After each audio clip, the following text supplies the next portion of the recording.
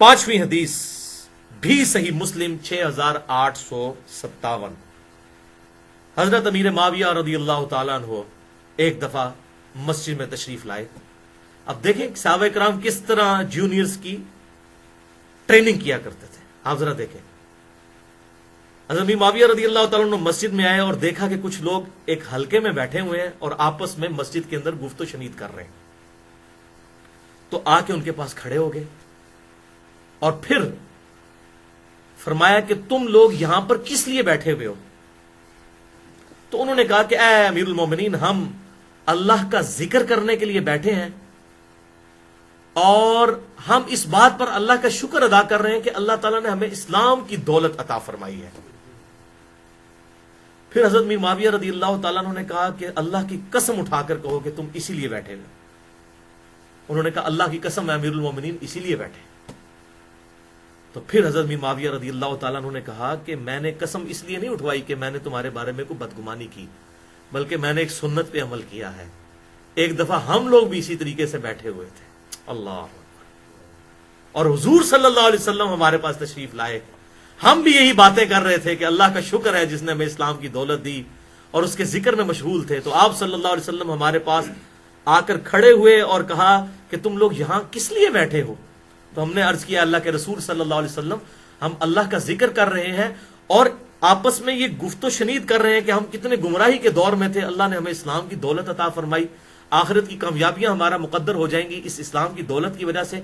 ये अल्लाह का कितना बड़ा एहसान है हम पर। तो आप सल्लल्लाहु अलैहि वसल्लम ने हमसे कहा कि अल्लाह की कसम उठाओ कि तुम इसीलिए बैठे हो। तो हमने फिर कसम उठाई। फिर आप सल्लल्लाहु अलैहि वसल्लम ने हमसे फरमाया कि मैंने कसम बदगुमानी की वजह से नहीं उठवाई तुमसे, बल्कि इसलिए कि अभी अभी जिब्रील अलैहिस्सलाम मेरे पास आए थे और उन्होंने मुझे खबर दी कि अल्लाह ताला आपके इन असहाब की वजह से फरिश्तों के सामने फख्र फरमा रहा है। अल्हम्दुलिल्लाह, अल्हम्दुलिल्लाह। तो भाइयों, वो असहाब है कितने से? चंद एक। क्वांटिटी अल्लाह के हुजूर रिक्वायरमेंट नहीं है, क्वालिटी है। चाहे एक इब्राहिम हो, अकेला इब्राहिम ही पूरी उम्मत। अल्लाह ताला फरमा रहा है सूरह नाल में, इब्राहिम पूरी उम्मत।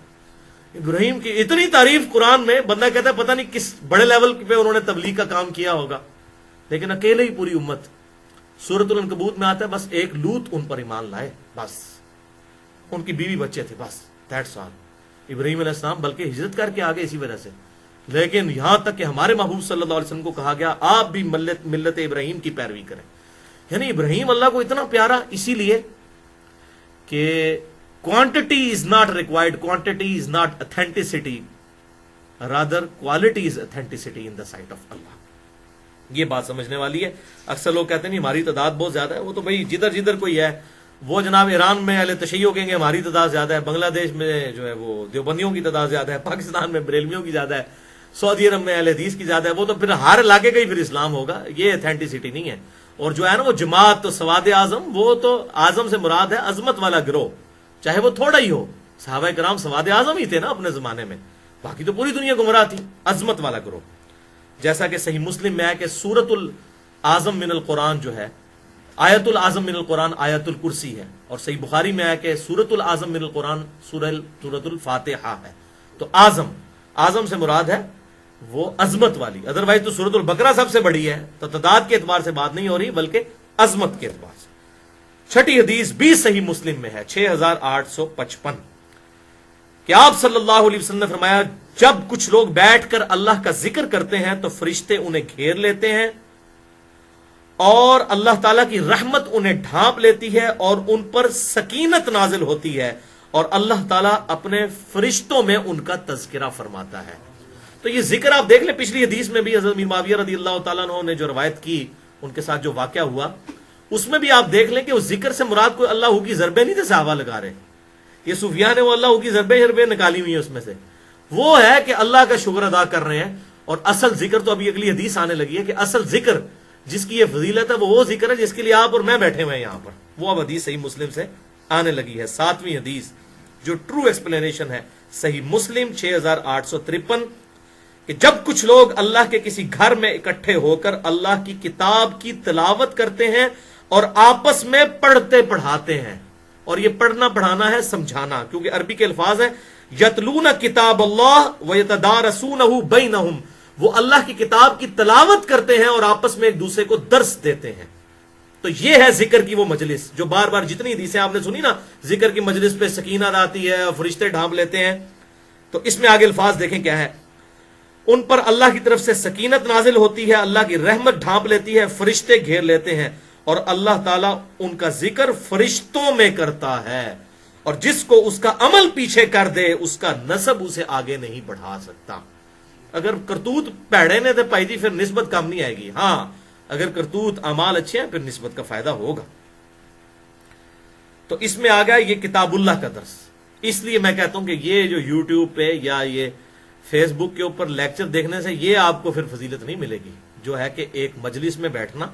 اور دیکھیں سارے جمع کسی ہیں کہ لوگ جمع ہوتے ہیں ذکر کے لیے، اور الذکر انا نحن نزلنا الذکر وانا له لحافظون، آپ سن چکے سب سے بڑا ذکر یہ قرآن. تو قرآن کی تعلیم، اس کی مجلس، درس قرآن کے جو حلقے ہیں یہ ان کے لیے ہے، یہ اللہ ہو علی ضربے نہیں ہے. یہ آپ دیکھ لیں کانٹیکسٹ پورا. اس لیے میں نے ایک ترتیب سے یہ حدیث الحمدللہ جمع کی تھی. 8ویں حدیث بھی بخاری اور مسلم کی متفق علیہ حدیث ہے، اور یہ وہ سب سے ڈیٹیل حدیث ہے اس حوالے سے جو اکثر لوگ پیش کرتے ہیں. اب آپ کو پتہ چلا وہ ذکر کی مجلسیں کون سی ہیں جہاں پر اللہ کا ذکر ہو، کتاب اللہ پڑھی جائے. اور ظاہر ہے اس کی وجہ سے یہ چیز بھی بالکل میرے نزدیک تو جائز ہے. یہ صحیح مسلم کی 6853 جو ہم نے سنی کہ اگر کوئی مسجد میں قرآن خوانی کرواتا ہے یا اس طریقے سے کسی نے نئی دکان بنائی یا نیا مکان بنایا اور وہاں پر گھر والے بیٹھ کے قرآن خوانی کرتے ہیں اور ایک جگہ جمع ہو کر قرآن کا درس کرتے ہیں تو یہ بالکل جائز ہے. لیکن یہ نہ ہو کہ مولویوں کو پیسے دے کے قرآن پڑھانے کے لیے منگوایا گیا ہو، نہیں، وہ نہیں. فی سبیل اللہ، اللہ کی رضا کی خاطر لوگ پڑھیں تو وہ اس حدیث کے تحت بالکل درس قرآن اور اسی طریقے سے قرآن خوانی کروانا بھی بالکل جائز ہے. جبکہ پڑھنے والے بے لوس اللہ کی قربت کے لیے پڑھ رہے ہوں، جس طرح یہاں پر لوگ آتے ہیں وہ بے لوس آئے ہوئے ہیں. ظاہر ہے ہم نے کوئی پیسے دے کے تو نہیں بلوایا، نہ یہاں کوئی پیسے بانٹتے ہیں. اب یہ 8ویں حدیث بھی اسی ذکر کی مجلس، قرآن کی مجلس کے لیے ہے. ڈیٹیل حدیث صحیح بخاری میں 6407، صحیح مسلم میں 6839 کہ کچھ فرشتے ہیں اللہ کے جو اہل ذکر کی مجلسوں کو تلاش کرتے ہیں. اہل ذکر قرآن کی دعوت اور تدریس کرنے والے لوگ. اور جب کسی فرشتے کو کوئی مجلس مل جائے نا تو وہ باقیوں کو کہتا ہے آ جاؤ مجلس مل گئی. تو سب کے سب فرشتے وہاں پر جمع ہو جاتے ہیں اور پھر آسمان دنیا تک ڈھانپ لیتے ہیں اس پوری مجلس کو. الحمدللہ اللہ تعالیٰ کے فرشتوں نے اس مجلس کو بھی ڈھانپا ہوا ہے، الحمدللہ. اور پھر وہ اللہ کے حضور جب حاضر ہوتے ہیں تو ان کا رب ان سے پوچھتا ہے، حالانکہ وہ جانتا ہوتا ہے اس کے باوجود وہ فرشتوں سے پوچھتا ہے. آپ صلی اللہ علیہ وسلم اللہ جانتا ہے لیکن پھر بھی پوچھتا ہے فرشتوں سے. اللہ تعالیٰ بھی اس میں خوشی محسوس کرتا ہے کہ تم میرے بندوں کے پاس سے آئے تو تم نے ان کو کس حال میں پایا. تو کہتے ہیں اللہ وہ تیری تسبیح، تکبیر اور حمد و ثنا بیان کر رہے تھے. اللہ اکبر کبیرہ والحمد للہ کثیرہ وسبحان اللہ بکرۃ واصیلا، یہ پڑھ رہے تھے. اچھا، اللہ تعالیٰ فرماتا ہے کیا انہوں نے مجھے دیکھا ہے؟ تو فرشتے عرض کرتے ہیں اللہ نہیں دیکھا. تو پھر اللہ فرماتا ہے اگر وہ مجھے دیکھ لیتے، تو فرشتے کہتے ہیں پھر تو اس سے بھی زیادہ ذوق و شوق کے ساتھ تیری یاد کرتے. پھر اللہ تعالیٰ فرماتا ہے میرے فرشتوں وہ مجھ سے کیا مانگ رہے تھے؟ تو فرشتے عرض کرتے ہیں اے اللہ وہ تو جنت مانگ رہے تھے.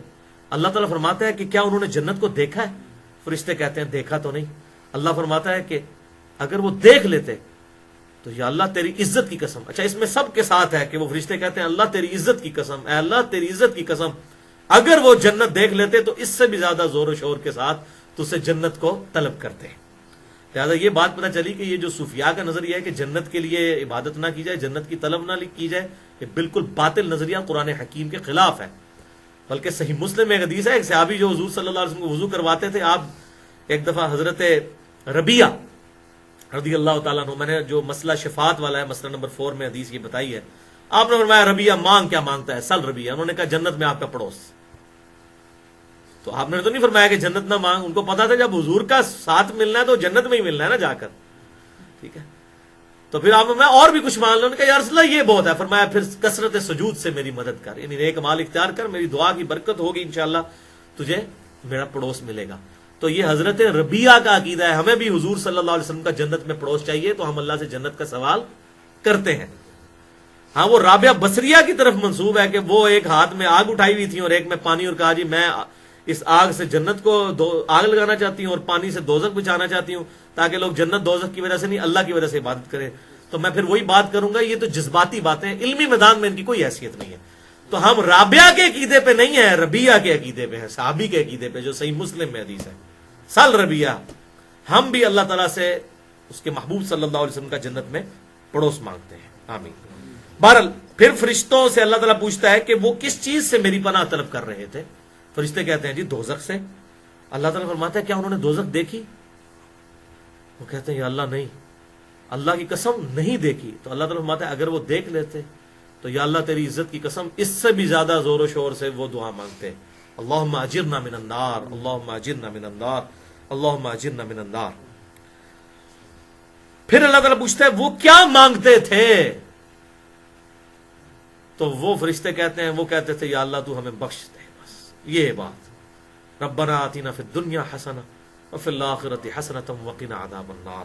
تو اللہ تعالیٰ فرماتا ہے کہ فرشتوں پھر گواہ ہو جاؤ، میں نے ان سب کو بخش دیا اور جو انہوں نے مجھ سے مانگا میں نے ان کو عطا کر دیا. فرشتے فوراً عرض کرتے ہیں اللہ ایک بندہ ایسا تھا جس کی نیت نہیں تھی اس ذکر کی مجلس میں آنے کی، درس قرآن سننے کی، وہ تو ویسے گزر رہا تھا وہاں سے، اس نے کہا چلے میں ویسے ہی بیٹھوں کہ لوگ کیا کر رہے ہیں، کیا اس کو بھی بخش دیا گیا؟ تو اللہ تعالیٰ فرماتا ہے یہ اہل ذکر، یہ ذکر کی مجلس کرنے والے، یہ قرآن حکیم کی دعوت کرنے والے اور اس کی تدریس کرنے والے لوگ، یہ ایسے لوگ ہیں جو ان کے پاس ویسے بھی بیٹھ جائے میں ان کو بھی محروم نہیں کرتا. سبحان اللہ، اللہ اکبر کبیرہ والحمد للہ کثیرہ وسبحان اللہ بکرۃ واسیلہ. تو اس لیے بھائیو یہاں پر آ کے درس سننا تو یہ پھر فضیلت ہے، یوٹیوب پہ یہ فضیلت نہیں ہے. ہاں بہرحال لا یکلف اللہ نفسا الا وسعها، اللہ تعالیٰ کسی کو اس کی وسعت سے زیادہ نہیں آزماتا. اگر کسی کے لیے یہ فیسلٹی نہیں ہے اس کے لیے تو پھر اللہ تعالیٰ اسے یوٹیوب پہ بھی ثواب دے دے گا جو آ نہیں سکتا، لیکن جو آ سکتا ہے اس کو تو پھر آنا ہوگا.